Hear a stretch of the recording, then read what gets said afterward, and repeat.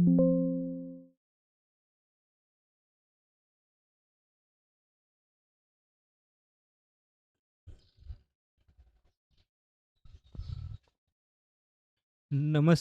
મિત્રો, હું સચેત કણઝરિયા આપનું જ્ઞાન દર્પણ એકેડમીમાં સ્વાગત કરું છું.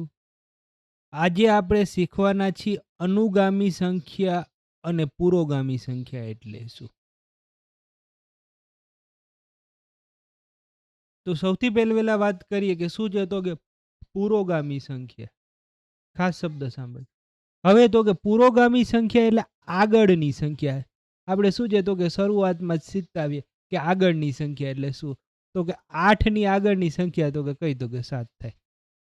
પણ શું છે તો કે એના જ અન્ય નામ પણ ઘણા બધા છે કે જે આપણે શું છે તો કે યાદ રાખવા જરૂરી છે. પછી તો કે આપેલ કોઈ પણ સંખ્યાની તરત પહેલા આવતી સંખ્યાને, જો પાછું શું છે તો કે પુરોગામીના પણ અનેક નામ છે. શું છે તો કે પુરોગામીને જ કહેવાય શું છે તો કે પૂર્વગામી સંખ્યા. ખાસ મગજમાં રાખજો, આગળની સંખ્યા કહેવાય, એને પૂર્વગામી કહેવાય, એને પૂર્વવર્તી કહેવાય અથવા પુરોગામી સંખ્યા કહેવાય. આ તમને ચારમાંથી કોઈ પણ શબ્દ ઉપયોગ કરેલો હોય તો તરત તમને ખબર પડી જવી જોઈએ કે આગળના શબ્દની વાત કરે છે. ધારો કે અહીં લખ્યો કે 18 ની પૂર્વગામી સંખ્યા કઈ,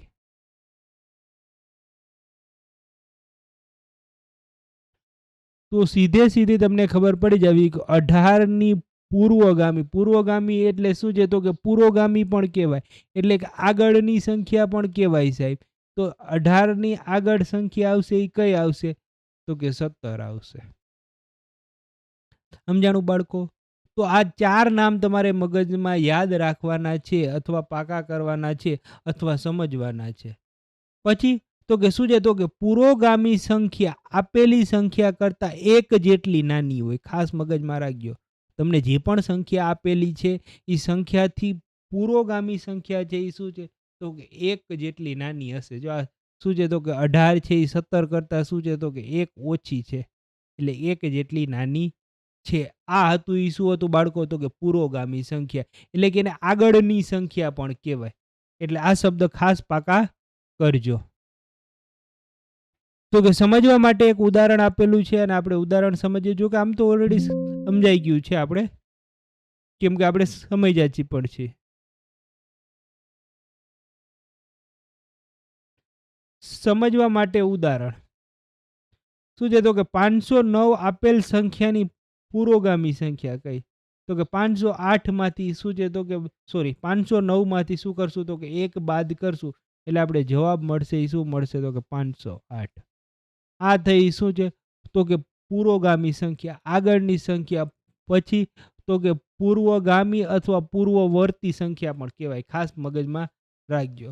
પછી તો કે પુરોગામી સંખ્યા આધારિત અન્ય પ્રવૃત્તિ કીધી હોય તો આ પ્રમાણે માગ્યા મુજબ જવાબ આપવો. તમને અન્ય પ્રવૃત્તિ કીધી હોય કે સંખ્યા, ધારો કે અહીંયા તમને કીધું કે 18 ની પૂર્વવર્તી સંખ્યા અને આપેલ સંખ્યાનો ગુણાકાર.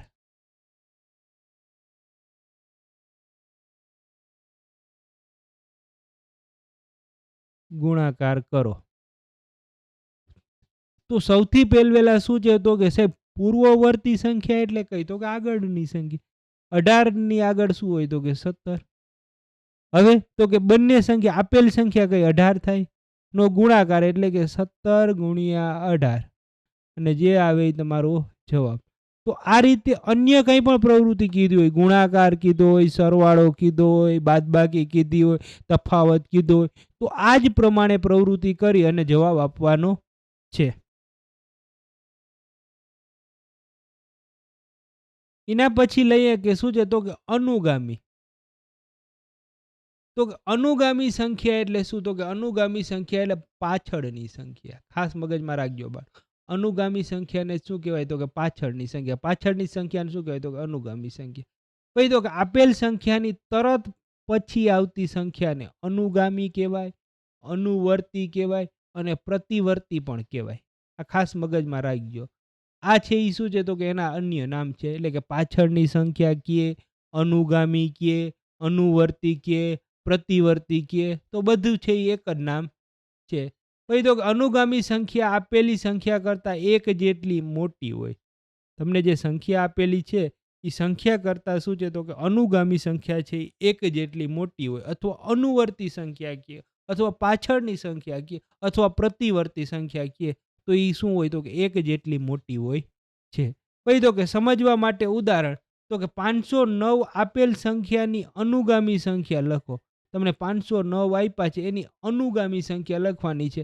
એટલે શું થશે તો કે 509 પ્લસ 1 એટલે શું થશે તો કે 510. આ 510 છે એ શું છે તો કે અનુગામી કયો, અનુવર્તી કયો, કે પ્રતિવર્તી કયો, કે પાછળની સંખ્યા કયો, બધું એક જ છે. પછી તો કે અનુગામી સંખ્યા આધારિત અન્ય પ્રવૃત્તિ કીધી હોય તો આ પ્રમાણે જ કરી અને માગ્યા મુજબ જવાબ આપો. જેમ કે સરવાળો કીધો હોય, બાદબાકી કીધી હોય, તફાવત કીધો હોય, ગુણાકાર કીધો હોય, કાંઈ પણ પ્રકારની અન્ય પ્રવૃત્તિ કીધી હોય તો આ જ પ્રમાણે કરી અને તમારે જવાબ આપવાનો છે બાળકો. પછી તો કે એના પછી વાત કરો તો શું છે તો કે વચ્ચેની સંખ્યા.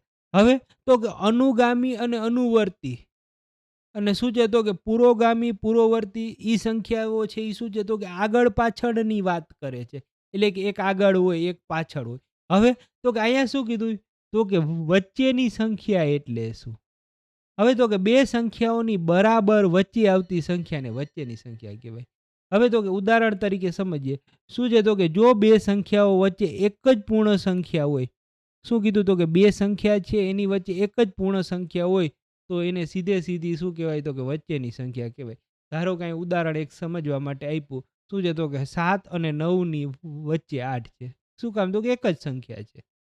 પછી તો કે બે સંખ્યાઓ વચ્ચે ઘણી સંખ્યાઓ હોય તો સરેરાશ કાઢી અને વચ્ચેની સંખ્યા શોધવામાં આવે છે. એનો મતલબ થયો કે ઘણી બધી સંખ્યાઓ આપેલી છે અને તમને કીધું કે વચ્ચેની સંખ્યા શોધો. ધારો કે અહીંયા આપ્યું શું છે તો કે 14 અને 22 વચ્ચેની સંખ્યા. તો શું થશે તો કે 14 અને 22 નો સરવાળો અને એને ભાગ્યા 2 એટલે મળશે વચ્ચેની સંખ્યા. તો કે 14 અને 22 નો સરવાળો એટલે થાય કેટલો તો કે 36 અને 36 ભાગ્યા 2 એટલે જવાબ આવશે 18.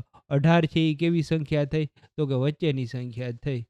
તો બાળકો આપણે આ વિડીયોની અંદર શું છે તો કે 3 ટોપિકની વાત કર્યા. શું છે તો કે વાત કરી, એક છે અનુગામી સંખ્યા, એક છે પુરોગામી સંખ્યા અને એક તો કે વચ્ચેની સંખ્યા. આટલી વાત કરી આપણે.